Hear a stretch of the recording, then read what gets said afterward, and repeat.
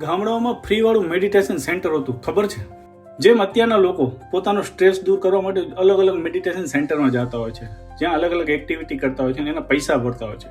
પણ ગામડામાં એક જૂનું મેડિટેશન સેન્ટર હતું, જેને આપણે કહીએ ગામનું પાદર, ગામનો ચોરાહો.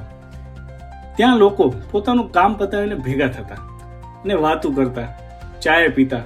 ત્યાં એમનો સ્ટ્રેસ દૂર થતો.